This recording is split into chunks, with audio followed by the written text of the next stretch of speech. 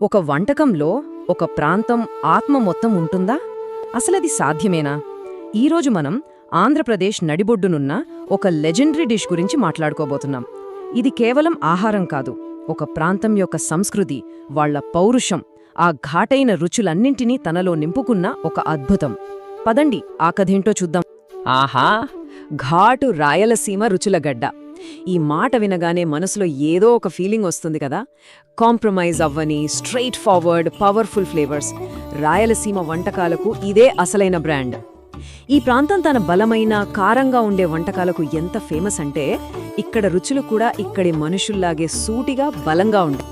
మరి ఈ ఘాటైన రుచులకు సెంటర్ పాయింట్ ఏది? అదే నంద్యాల జిల్లా.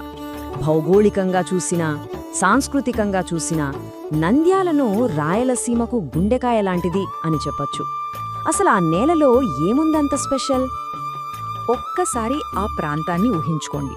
ఒకవైపు దట్టమైన నల్లమల అడవులు, ఇంకోవైపు రాళ్లగుట్టలు, మధ్యలో స్వచ్ఛమైన పల్లెటూరి జీవితం. అక్కడ ఉండే ఆ కఠినమైన వాతావరణమే అక్కడి ప్రజల జీవనశైలిని, వాళ్ల ఫుడ్ హ్యాబిట్స్ని డిజైన్ చేసింది. నంద్యాల వంటల రుచికి మూలం 3 విషయాలలో ఉంది.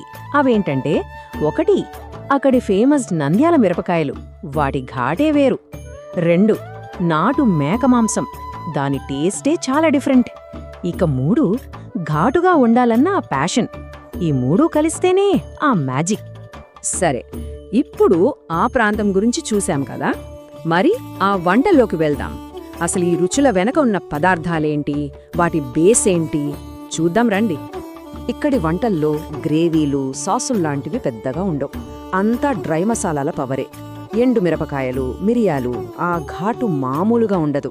దాన్ని బ్యాలెన్స్ చేయడానికి, ఆ ఫ్లేవర్ని ఇంకో లెవెల్కి తీసుకెళ్లడానికి స్వచ్ఛమైన నెయ్యి వాడతారు. సరే, ఇక మన కథలో అసలైన హీరో ఎంట్రీ ఇస్తున్నాడు. అదే స్థానికంగా పిలుచుకునే నాటు మేక వేపుడు. రాయలసీమ వంటకాలకే ఇదొక మణిముకుటం లాంటిదే అని చెప్పాలి. ఈ లిస్ట్ చూడండి, చాలా సింపుల్గా ఉంది కదా. పెద్దగా వింతైన పదార్థాలేం లేవు, కానీ ఇక్కడే ఉంది అసలు కిటుకు.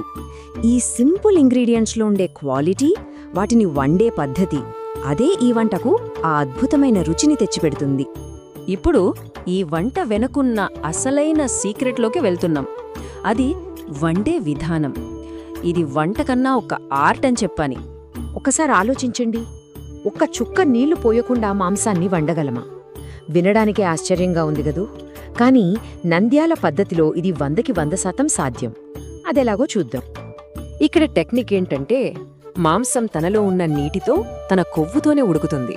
చాలా సన్నని మంట మీద నెమ్మదిగా ఉడికించడం వల్ల ఆ మాంసంలో ఉన్న సహజమైన ఫ్లేవర్స్ అన్నీ బయటకొచ్చి మసాలాలతో కలుస్తాయి. అందుకే ఆ టేస్ట్ అంతా యునిక్గా ఉంటుంది.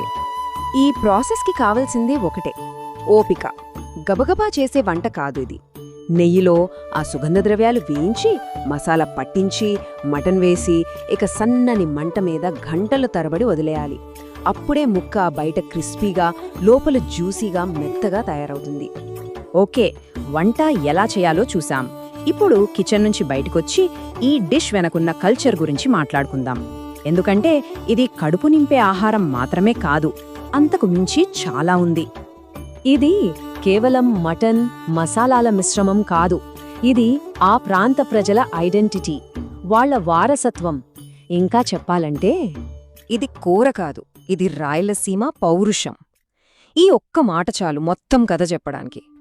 పౌరుషం అంటే కేవలం ధైర్యం కాదు, ఆత్మగౌరవం, దృఢత్వం, ఒక స్ట్రాంగ్ క్యారెక్టర్. ఈ వంటకంలో ఉండే ఆ ఘాటు, ఆ రాజీపడని తత్వం, ఇవన్నీ రాయలసీమ మనుషుల్లో కూడా కనిపిస్తాయి. ఈ టేబుల్ చూస్తే మనకు తేడా క్లియర్గా అర్థమవుతుంది. ఒక పక్క నీళ్లు, గ్రేవీతో చేసే మామూలు కూర. మరో పక్క నీళ్లు లేకుండా సొంత రసాల్లో ఉడికి ఘాటైన నంద్యాల ఫ్రై.